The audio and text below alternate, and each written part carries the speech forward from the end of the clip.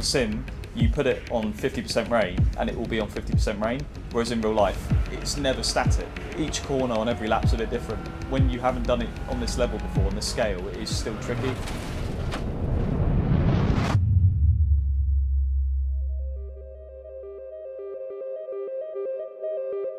So we've got 2 races, 2 sprint races, 1 hour long each. Yeah, lots of points to play for. Fighting for the championship, this is a crucial weekend. There are 4 cars in contention at the moment. We're one of them. Every single point is vital now for us moving forward. When you've only got 1 round after this to go, we need a big one, really, to be in a strong position going into Silverstone. The forecast says it's going to be wet both days, so we've got to be ready to adapt. It's going to be a tricky weekend, I think, is the way to put it.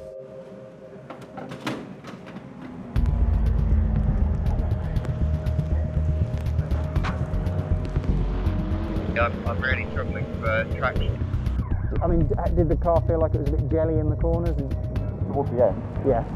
Did it feel slower, or did it you just couldn't achieve the time? It's more like oversteer, I suppose. Yeah. It'll be a tough weekend for us, I think, just for how much we've got to learn and almost how much catching up we've got to do in terms of wet running and wet setup. Best sector in sector 1, Baldwin Motorsport 39.7, we are 41.0. So we're over a second slower in sector 1. Sector 2, it's a 1.5 seconds. Wow. We're only 9/10ths quicker in sector 2 than the fastest GT4. Painful. That is really painful. It has been quite tough. We've done very little wet running this year with the car and the drivers. We seem to be in a nice place in the dry. Developing the car setup in the wet, we're still a little way off. So that's not a great position to be in because you're just scratching your head all the time as to what is going on. What's the verdict on the setup? We were stiffer on the rear pump than what I thought we were. Okay. So we've gone softer, so that should help the traction a little bit. Taking the bar back to try and eliminate the scrub. And then we've added some more rear wing as well. We will crack it. It's just whether we can do it in time or not. That's the key question. We get, a couple of hours today and then into quali. So a lot of learning again, which is good, but when you're in a championship fight, it's not ideal, really.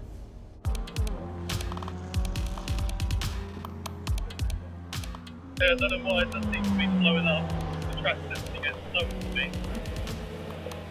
You'll have 1 more lap after this. You will have another. Qualifying went not great, if I'm being brutally honest. Yeah, first lap was alright, then the tyres dropped off more and more. Felt like I was driving better, but had a bit more oversteer and just, couldn't really improve on it. And P7 and P12, I think. So, not great really, when you're in a championship fight. Qualifying was really quite tough, to be honest. We both did struggle for grip, which obviously isn't ideal in conditions like this. These things are sent to try you, and it makes a richer experience when you overcome problems. But I'm not unhappy with how I drove. I'm just confused. Like, I didn't make a mistake.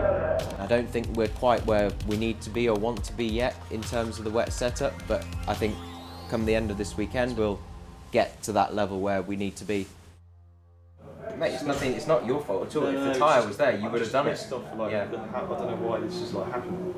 Yeah. One of those days, really, wasn't it? It's not over yet. The points are for Sunday, and if we can keep it clean, be fairly quick, we'll have a good one, I think. It's pretty wet out there, sort of monsoon conditions ahead of the start of race 1, so it'll be interesting to see how the start goes. I've just been told it's going to start with a safety car. We're starting P7 for race 1 with James in the car.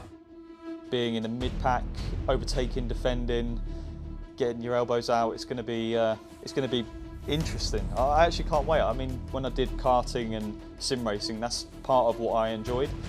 Yeah, racing's what it's all about. If he can just get a clean start and then just get his head down, and we leave him out for the stint and see where we end up at the pit stop. We're in business then. Round 7 of the Intelligent Money British GT Championship is underway. The cars leave the line. the start of the race is going to be tricky. the spray is going to be pretty extreme. It's a bit like driving along on the motorway alongside a lorry where it's, you know, is literally throwing every bit of water off the road at you. Okay, mate. Safety car in this lap. They are set to go racing. Green flag flies. We are now racing. I know you hear like the commentators in F1 say you can't see anything, and I could not see anything. Part of your line choice starts to become a little bit revolved around visibility, so it's going to be quite a big learning curve for him. Baldwin is sixth then in the Rocket RJN McLaren. Yeah, your pace is the same as everybody in front. Your pace is good, just that there's a gap that's not changing. There were no major errors. I was experimenting a little bit, so I don't think I was far away from, you know, the maximum, should we say. But we're still running 7th, so it's like a bittersweet feeling, really. Fox with lap 2, Fox, Fox.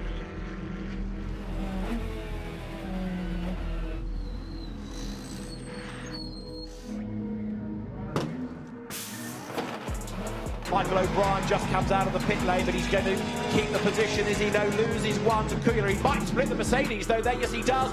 Berman right round the outside, wheel to wheel on the outlap is the McLaren. There's a swap there as Andrea Caldarelli takes 6th place now away from Michael O'Brien. About 15 minutes. Keep pushing, keep pushing. The track dried and headed a little bit more towards a greasy track rather than, you know, the sort of torrential downpours we've been experiencing. So it was a bit more of a struggle probably for Michael towards the end of his stint. Jack Mitchell for 2C's Motorsport. McLaren wins in the wet at Snet. We finished P8. Collard and Mitchell were 2nd. The championship leaders were 5th. We were behind everyone we were competing against, basically, so that's not great. Very confusing. I like it, mate. Thank you. No worries. And it's hard there, because when you feel like in a race situation, you're getting, I know it's not perfect, but feel like you're pretty much on the limit, like you're in the ABS, balancing it on the braking, you're rotating the car, you're getting on the power as early as you can, and it's still that far off. It's really difficult, isn't it? It's a bit frustrating because we're a bit far off in terms of setup and one lap pace or pace over a stint. I want to figure out what it's like to be, you know, that 2 seconds or 3 or 4 seconds quicker a lap, though. You know, I don't really know what the other guys are feeling for them to be going that much faster. So we have to just lower our expectations a bit, really. You know, we're already on the back foot, but we'll be resilient. Compared to before, when you had a lack of traction, how does that feel now compared to then?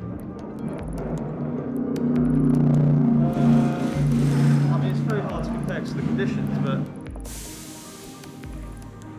it was more rear limited. Okay. Generally. Michael's feedback is very good. He's very confident about what he wants from the car and what the car's not doing, and he's in that situation because he has previous experience to call on. Obviously, James doesn't have that experience to call on, so, you know, his experience is what he's getting right now. It feels good, but I don't know what I've never had. I don't know what it should feel like. Yeah. Whilst you don't know what it should feel like because you've not had it, but your feedback and the way you're describing the car is exactly the same as Michael's. See what I mean? So you take a bit of confidence in what you're saying, your feedback. I think we're always just trying to work together and using my sort of extra couple of years of experience in GT to guide him and to learn together in terms of technical things that maybe don't apply so much or haven't done before. Intermediate conditions again. Michael's starting, then I'm going to hop in about 30 minutes all the way through. We've made a lot of setup changes, so hopefully we can just find something. Yeah, we're kind of treating it almost like a test in many ways, but get the best result possible. Have a good race, mate. Yeah, cheers, mate. Take it steady. Enjoy it. The lights go out, we're away and racing again at Snetterton.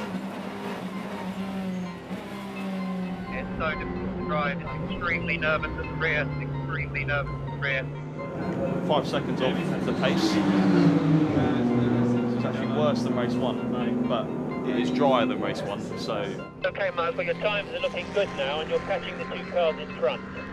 Michael O'Brien, he's not with them yet, but he is certainly closer. The margin has been coming down, and he's managed to find another 7/10 in the first sector of this lap alone. We're holding station pretty well at the moment.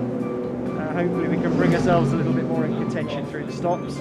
So 1 up, 2 back for Angus Fender. Then another grassy moment. He's got good drive out of the corner. He has come up alongside Michael O'Brien, who will have the inside line going into the S's, but it'll be the outside line for the second element. So into Brundle they will come, and there's a bit more contact between the two as Michael O'Brien says, come on, give me a chance, give me a bit of a line. There is Michael O'Brien morphing into James Baldwin in number 2.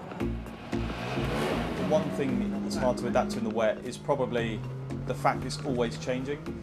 So on the sim, you put it on 50% rain and it will be on 50% rain, whereas in real life, it can rain a bit more, it will rain a bit less.